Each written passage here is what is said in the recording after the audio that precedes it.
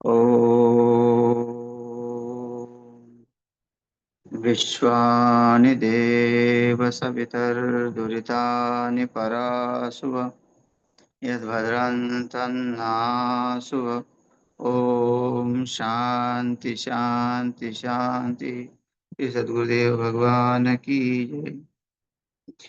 प्रस्तुत विवेक चूड़ामणि चल रहा है और 263वां श्लोक। यहाँ ब्रह्म की ध्यान साधना का विषय है। कहते हैं कि उससे परे कोई नहीं है, वो सबसे परे है। और वो भाषित होता हुआ भी, भाषित तो होता है, अनुभव भी आता है, लेकिन दिखता नहीं है ना। भाषित का मतलब होता है कि वो अनुभव में आता है, वो दिखने का विषय नहीं है। ऐसे दर्शन करना है हमको, भगवान का दर्शन करना है तो परमात्मा मूर्ति रूप में है, मूर्ति रूप में दिखता है, लेकिन उसका जो असल में जो चैतन्य है, मूर्ति तो वहां जड़ है, वहां उसका दर्शन नहीं हो रहा है। वो मूर्ति का दर्शन हो रहा है, लेकिन उसका दर्शन नहीं हो रहा है, क्योंकि उसका अनुभव मूर्ति में नहीं ना, उसका अनुभव स्वयं में है। और स्वयं में होने से वो, अगर हम अलग देखेंगे उसको, उससे अतिरिक्त और कहीं देखेंगे तो संसार ही देखेंगे, है ना। यहाँ कोई खंडन नहीं हो रहा है मूर्ति पूजा का किसी का, लेकिन अगर स्वयं प्रकाशित है तो वो तो साधना है। ये जो मूर्ति साधना है, मंदिर में जाओ तो दर्शन करना चाहिए, तो साधना है, लेकिन उसका असली स्वरूप कैसा है, उस अगर वेदांत के दृष्टि से चलना है तो वो भाव पकड़ के चलना पड़ेगा कि वो ब्रह्म जो है मेरे में किस तरह समाहित है।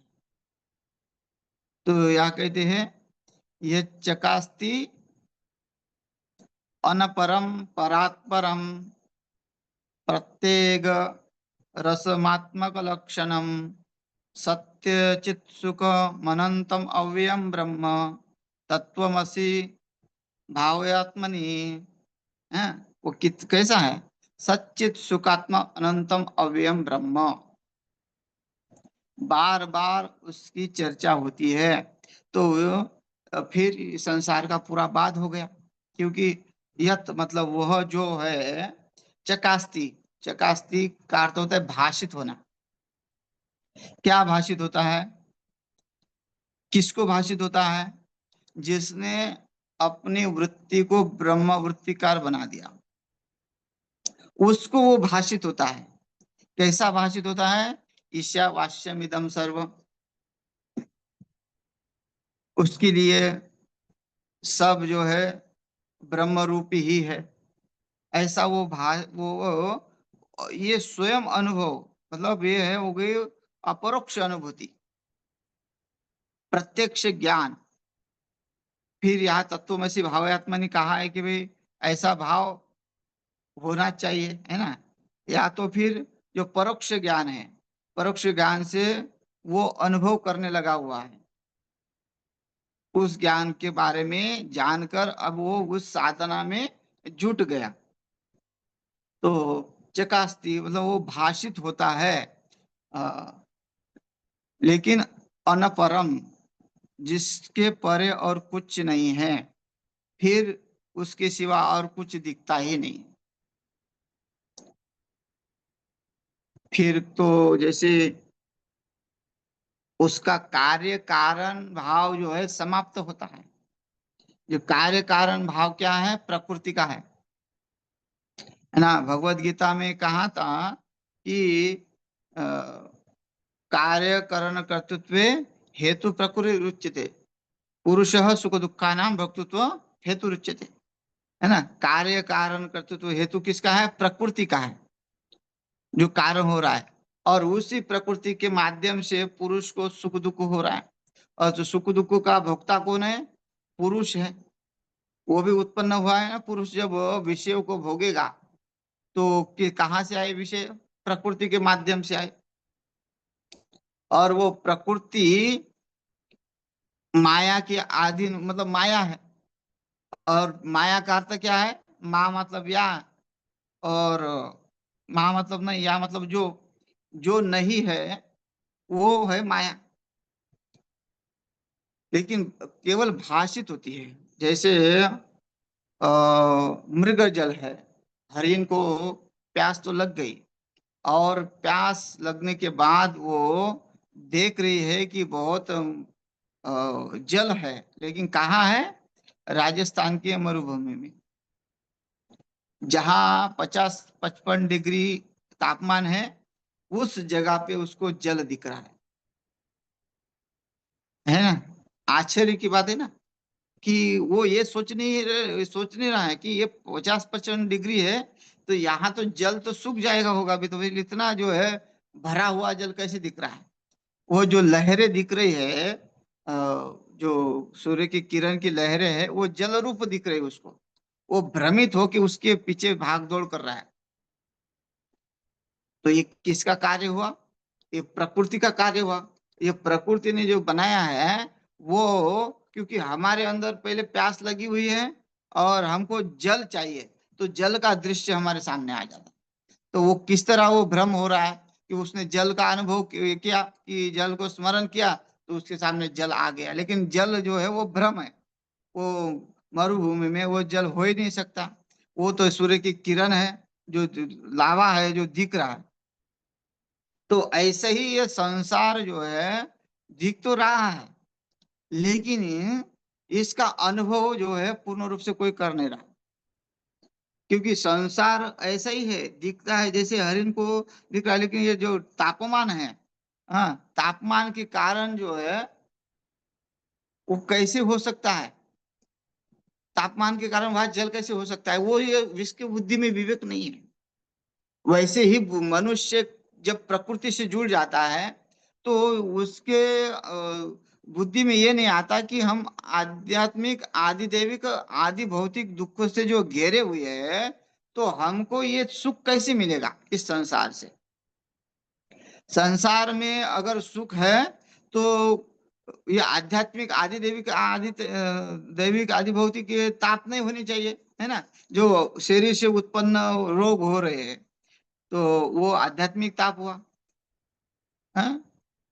आदि भौतिक जो बहिर हमसे अलग से जो है, धरती पे जीव है, पेड़ है, पौधे है, जो भी उसका हवामान है, उससे जो कष्ट होते हैं शरीर को, हाँ, शीतोष्ण सुख दुखेषु, हाँ, वहाँ जो है शीत है उष्ण है यहाँ होता रहता है, तो उससे भी कष्ट होता है। अनुकूल नहीं है वातावरण, अनुकूल नहीं कभी भी, इसलिए घर में सुविधा लगानी पड़ती है, तो वो भी एक ताप है। और फिर घर में बरकत नहीं, देवताओं का कोप, आदि देवी की जो बताया, वो जैसे ग्रह आदि बोलते हैं, आपकी कुंडली में आज ये दोष निर्माण होते हैं, तो उससे अभी को पीड़ा हो जाती है, काम नहीं बनते, तो वो भी एक मानसिक दोष है। तो इतना संसार दुख भरा होने के बाद भी मनुष्य उस संसार को सुखमय मान रहा है और उसके पीछे भाग रहा है। जैसे मृग उसके जल के पीछे भागता है, वैसे संसार में संसार लोग, जिसके बुद्धि में संसार का सुख भरा हुआ है, वो उस सुख की आशा में भाग रहे। लेकिन वो उसको ये पता नहीं कि सुख कहाँ है। सुख अपने अंदर है, जो भाषित होगा। कब होगा भाषित? तत्वमसि भावयात्मनि। तुम उस तत्व को जानो, तत्व को चिंतन करो, ब्रह्मविद ब्रह्मैव भवति, है ना। ब्रह्म का चिंतन करते करते भाई ज्ञान तो ले लिया, विद्या अर्जन कर लिया, उपनिषद पढ़ लिया, और फिर उसको जाना, लेकिन अनुभव नहीं है, या फिर स्मृति नहीं है, उसकी कार्य करते करते स्मृति नहीं है, तो उसका उस क्यों नहीं स्मृति? क्योंकि उसका चिंतन हट गया बुद्धि से। बुद्धि से चिंतन हट गया। कोई भी डॉक्टर डॉक्टर की पढ़े हो, हाँ, वकील वकील पढ़ाई किया है, लेकिन अगर वो बुद्धि से विषय हट गया तो दोबारा पुस्तक देखना पड़ेगा, या फिर कोई विद्वान है उसके साथ परामर्श करना पड़ेगा। अगर आपकी स्मृति से वो विषय निकल गया तो आपको उससे बोध लेना पड़ेगा, है ना, कि भाई अगर आपको कार्यरत है, आप किसी कार्य में रत है, डॉक्टर है, वकील है, तो क्या होता है कि कोई ना कोई पुस्तक ढूंढना पड़ता है, पढ़ना पड़ता है उस समय भी। हाँ, प्रैक्टिकल जो है करना पड़ता है हमेशा हमेशा उसको, तभी वो मशहूर वकील वकालत करते करते करते करते करते करते इतना फिट मशहूर हो जाता है फिर वो। वैसे ही ब्रह्म का भी वैसे ही है। अगर उससे अगर जुड़ने और वो विषय मन से हट गया तो फिर वो अनुभव नहीं आएगा। अनुभव आने के लिए ये ब्रह्म भाव होना जरूरी है। इसलिए ब्रह्म भाव होगा तभी भाषित होता है, चकास्ती चकास्ती वह जो है भाषित होता है। कब भाषित होगा? जब आप तत्वमसि भावयात्मनि आप वो भाव रखोगे। नहीं तो फिर जो है जो प्रकृति का कार्य है वो कार्य कारण जो है, हेतु क्या है उसका प्रकृति का? सुख दुख, पुरुष सुख दुखा नाम, फिर वो सुख दुखों का हेतु बन जाता है अगर हम प्रकृति से जुड़े हैं, है ना। तो प्रत्येक क्या कहते हैं, प्रत्येक अंतरतम एक रसम एक सार आत्मलक्षणम, प्रत्येक एक रस रसम आत्मलक्षणम। एक रस का अर्थ होता है कि जो ब्रह्म ऐक्य। जब तक जो ब्रह्म ऐक्य नहीं होगा तब तक भ्रम रहेगा, और वो भ्रम जो है हमारे बुद्धि में नहीं है, वो भ्रम तो ब्रह्मा की बुद्धि में है, वो भ्रम इंद्र की बुद्धि में है ना। जिसको एक रस का एक रस का आनंद नहीं, एक रस का स्वाद नहीं है, उसके बुद्धि में भ्रम है। जिसके बुद्धि में अहंकार बना हुआ है तो उसके बुद्धि में भ्रम होगा, है ना। बार बार कहते हैं कि अ, भगवान की लीला चल रही है। भगवान जो है बाल गोपालों के साथ वन में जाते हैं और अपने अपने जो है भोजन सामग्री साथ में ले जाते हैं, और वहां एक रस हो रहा है। वहां कई जीव में ब्रह्म में भेद नहीं है कि भाई मैं ब्रह्म हूं, मैं ईश्वर हूं और तुम जीव हो, तो तुम मेरे से अलग हो। मेरा तुम्हारा अधिकार है कि मेरा मान सम्मान करना, मैं बड़े गद्दी पे बैठा हूँ, हाँ, तो तुम मेरी पूजा करो और बस, बाकी और कुछ नहीं करो, तुम मेरी बराबरी नहीं कर सकते। ऐसा तो है नहीं। वहां देखा गया है कि भगवान कितने सरल हो गए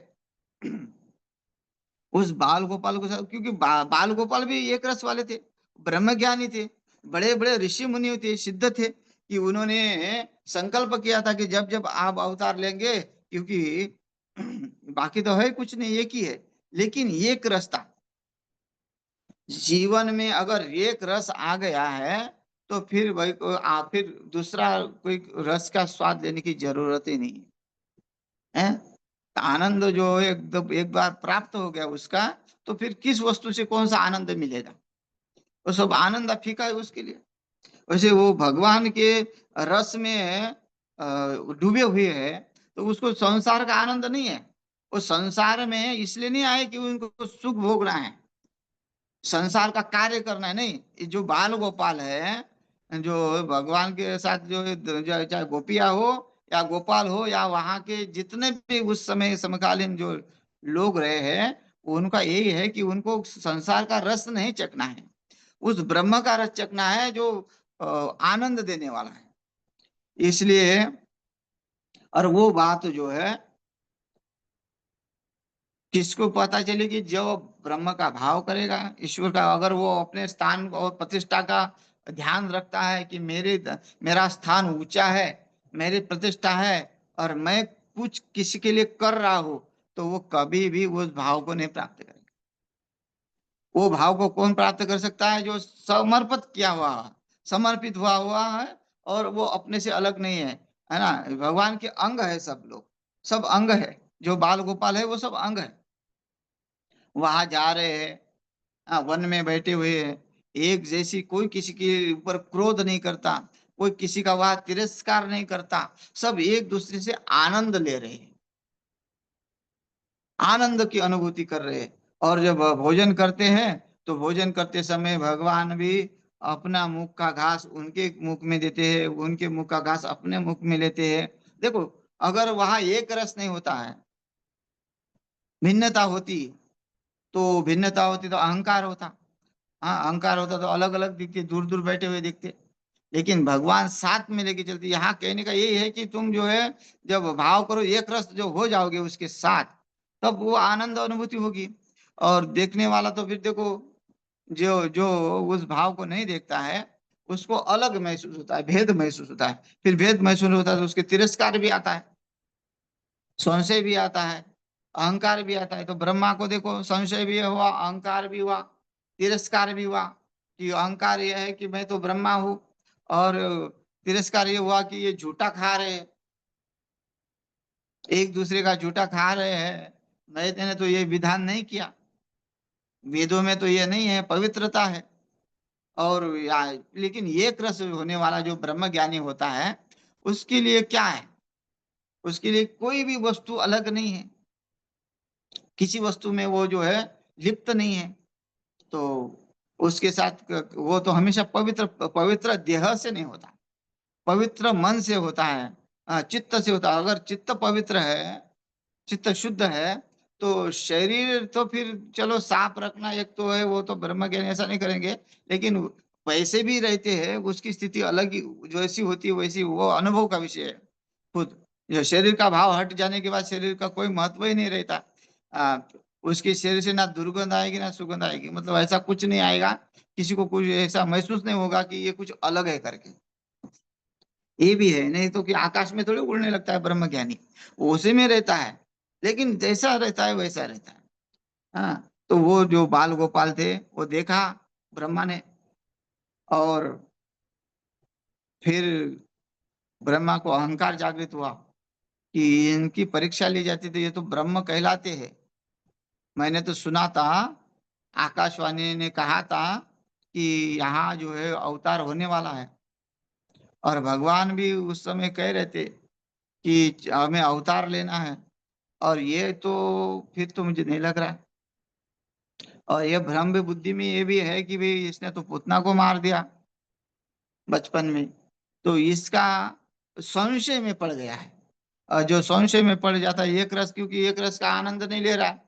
अगर आते चुपके से, इसलिए तो देवताओं को ब्रह्मा ने जब परीक्षा ली, देवताओं ने परीक्षा ली, तो देवता फिर जो है आनंद लेने के लिए दौड़े, लेकिन उनको आनंद नहीं मिला, क्योंकि उनकी भेद दृष्टि रही, उनका स्वार्थ रहा। तो भगवान ने कहा भी पानी में भी हाथ मत धो। जो खाना खाते थे, भोजन प्राप्त प्रसाद लेते थे, वो कहते कि तुम अपना हाथ जो है धोना नहीं, तुम हाथ धोगे तो वो जल में जो है कण जाएंगे, वो देवता लोग मछली का रूप पकड़ के जो है वो खा लेंगे, और फिर उनका कल्याण उद्धार हो जाएगा। तो वो अपने, ऐसा आता है वर्णन कि अपने कपड़े पे वो हाथ पोंछते हैं वो लोग। तो कहने का तात्पर्य ये है कि हम अगर परमात्मा के साथ एक रस नहीं होते हैं, हम मंदिरों में भेद कर रहे हैं। मंदिरों में जाते हैं तो जो मुख्य देवता होता है, अगर किसी मंदिर, गणेश जी के मंदिर में जा रहे हैं, तो वहां एक रस नहीं है, वहां भी भेद है। गणेश जी के मंदिर में जाते गणेश जी को मुख्य मान रहे, बाकी वहां शिव जी का भी मंदिर बना हुआ है, बाकी हनुमान जी का भी है, फिर वो गौण हो जाते हैं हमारे सामने, मुख्य वही देवता हो जाता है। तो भाई एक रस का ऐसे हुआ। मंदिर तो मंदिर है, जहाँ जितना देवता है उतना एक एक भाव से पूजो। नारियल एक देवता को ले जा रहे हैं, हार एक देवता को ले जा रहे हैं, फिर शिव जी को दूर से ही एक पुष्प फेंक रहे हैं। ऐसे भी संसार में है ना, जहाँ मुख्य भगवान, जहाँ मुख्य देवता का मंदिर है, उसके लिए बड़ी पुष्प की माला ले जाएगी, उसके लिए एक थाली लेके जाएंगे। लेकिन वहां एक ही देवता थोड़ी होता है, वहां तो अनेक देवता होते हैं। लेकिन वो हमारा भाव क्या है, वो नहीं, ये है ये मुख्य, उसमें उसमें गौण माना जाता है। उसके साथ एक रस नहीं है कि भाई हाँ, लेना है तो सबके लिए ले लो, सब एक ही है। हाँ, अलग अलग दिख रहा है तो एक तो है। तो वो उतना ही भाव है। या फिर किसी देवता के पास जाओ ही मत, मतलब जब आप उस मेन मंदिर में जा रहे हो तो उसका दर्शन करो और उसका दर्शन करके निकल आओ, कि क्योंकि बाकी के देवता भी तो एक ही है ना। लेकिन वो भाव नहीं होता ना, मन मानता नहीं है, वो अलग है, वो अलग है, वो अलग है वो अलग है, तो उसके साथ भेदभाव भी है। उसकी एक के लिए पुष्प की माला है, एक के लिए एक आध छोटा सा फूल है, एक के लिए थोड़ा सा जल है, तो ऐसी ऐसी भावना हो जाती है, तो उसमें एक रस नहीं होता। तो प्रत्येक एक रसत आत्मलक्षणम, वो आत्मा का लक्षण है एकता, जीव ब्रह्म एकता ही उसका लक्षण है, लक्ष्य है,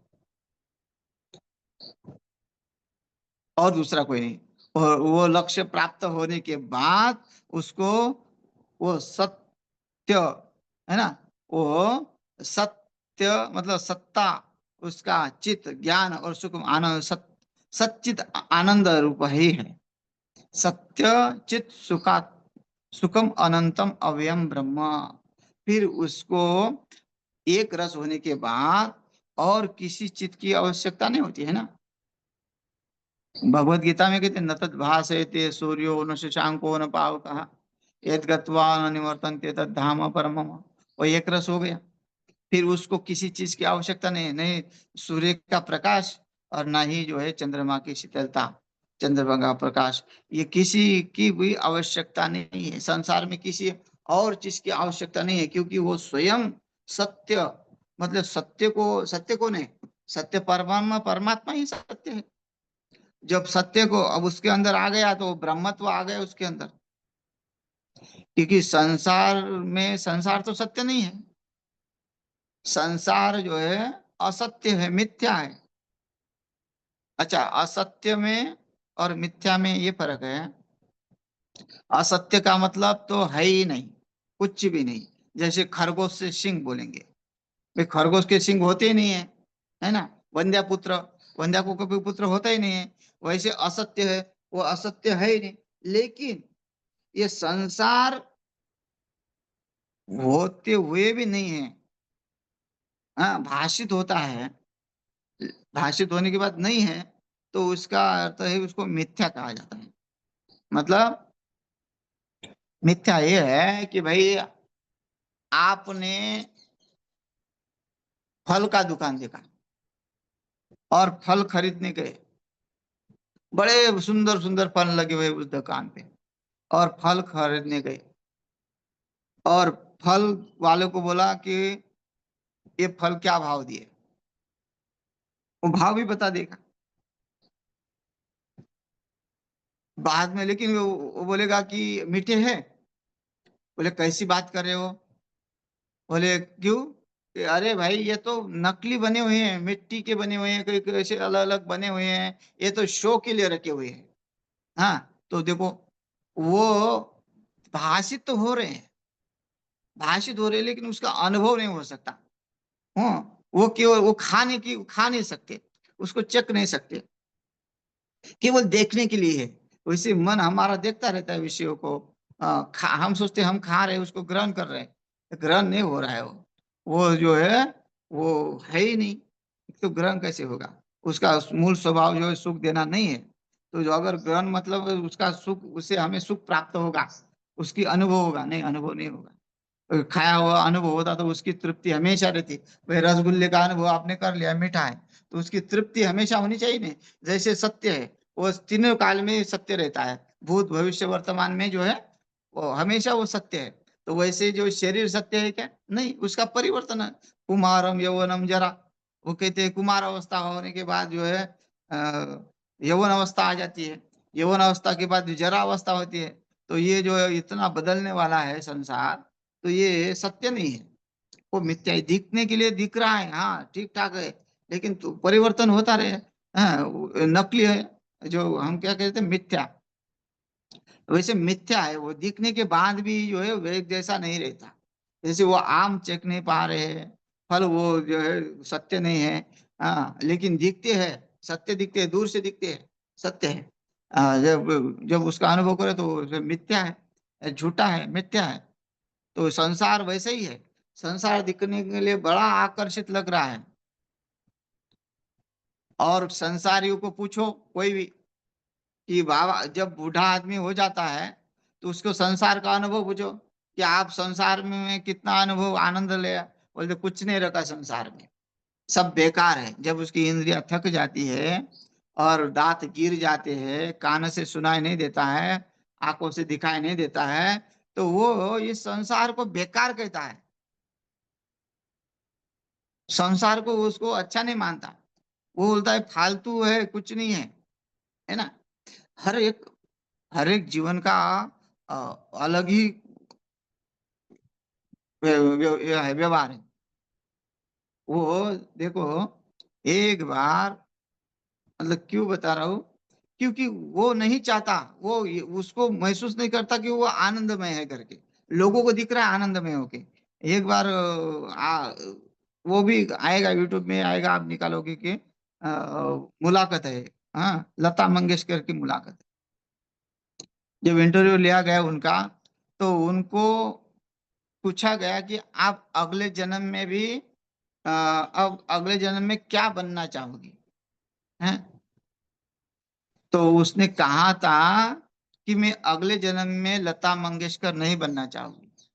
देखो, इतना मान प्रतिष्ठा है इस जीवन में उसको, हाँ, लोग जो है उसको सरस्वती के अवतार मानते, हाँ, लेकिन उसने खुद कहा कि उसको जीवन वो दुख रूप लगा, उसका जीवन स्वयं उसको दुख रूप लगा।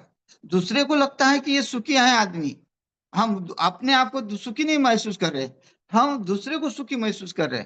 हम जो दूसरे का व्यापार देखते हैं, दूसरे की बिल्डिंग देखते हैं, दूसरे का ऐश्वर्य देखते हैं, तो उसको हमसे ज्यादा सुखी महसूस करते हैं। लेकिन उसी को पूछो कि तुम सुख का अनुभव कर रहे हो, वो नहीं कहेगा। वो कहेगा अरे क्या बताएं आपको। अब ये घर गृहस्थी के लिए कार्य कर रहे हैं, एक बार बोलना घर गृहस्थी में डूबे, घर गृहस्थी में पड़े हैं तो इससे भाग नहीं सकते, शास्त्र भी इसकी अनुमति नहीं देता। लेकिन कोई भी घर गृहस्थी वाला नहीं कहेगा कि हाँ मैं इससे सुखी हूँ। क्यों? कि वो बस अपना कर्तव्य का पालन कर रहा है। इसलिए वो एक सत्य को ही स्वीकार करना पड़ेगा कि भाई उससे हटकर और कोई है ही नहीं। उससे अगर प्राप्त करोगे तो फिर सत्य चित वो आनंद रूप है। हाँ, वो चित्त का मतलब ज्ञान रूप, वो विवेक कभी उसका खोएगा नहीं, उसके विवेक को जो है वो बना के रखेगा। सत्य क्या है और असत्य क्या है ठीक ढंग से निर्णय करता रहेगा जीवन भर। अगर वो सत्य को स्वीकार किया, एक रास्ता को, एक रस को प्राप्त हो गया, और वो परमात्मा तो सत्य है, चित वो ज्ञान रूप है, और सुखम उसके अनंत, यहाँ बोलते अनंत सुख है उसके अंदर, है ना। सुख किसी वस्तु में हम सुख ढूंढ रहे, उसका दुख में परिवर्तन हो जाता है, लेकिन इसका तो असीमित सुख है। कोई सीमा नहीं उसमें, इतना सुख भरा हुआ है। देखो, यहाँ से तो स्वर्ग का सुख 1000 गुना बताया।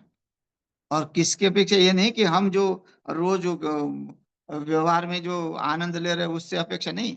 जो चक्रवर्ती राजा है, और चक्रवर्ती राजा के पति पत्नी अनुकूल है, पुत्र अनुकूल है, प्रजा अनुकूल है, उसके राज्य में कभी भी दुख नहीं है, उसके राज्य में कभी भी अनावृष्टि नहीं है, अकाल नहीं है, उसके राज्य में पूर्ण रूप से पुण्यवान लोग रहते हैं। ऐसे राजा के सुख के अपेक्षा स्वर्ग में 1000 गुना सुख बताया।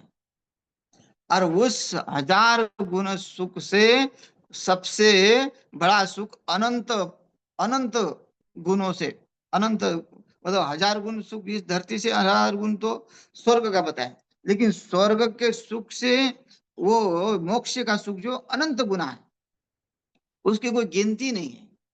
क्यों बताया? कि स्वर्ग का सुख भी तो दुख देने वाला है। क्षीणे पुण्य मृत्यु लोको मिशंति, मृत्यु लोक में आना पड़ता है पुण्य का समाप्त होने के बाद। तो उनको भी चिंता लगी रहती है, ब्रह्मा को भी चिंता लगी, प्रतिष्ठा जो है समाप्त हो जाती है। तो इसीलिए वो कभी ना कभी तो चिंता दुख वहां दुख का कभी ना कभी तो लेश उत्पन्न होगा ही। चाहे अभी नहीं, वो हजारों साल लाखों साल सुख भोग रहे, लेकिन वहां अंत में दुख का ही कारण बनेगा, उनका दुख थोड़ा सा हो गई, पद प्रतिष्ठा जो है चली जाएगी। तो इसलिए परमात्मा कैसा है, त्रिकाल, तीनों काल में सत्य है। वो उसका सुख कभी समाप्त नहीं होगा, वो मोक्ष का सुख कभी समाप्त नहीं होगा। कभी वो चिंता ही नहीं रहेगी कि कभी हम जो है गिरने वाले हैं, नहीं। हमारा तो पद हमेशा ऊंचा ही रहेगा, और फिर जो है किसी बंधन में नहीं है।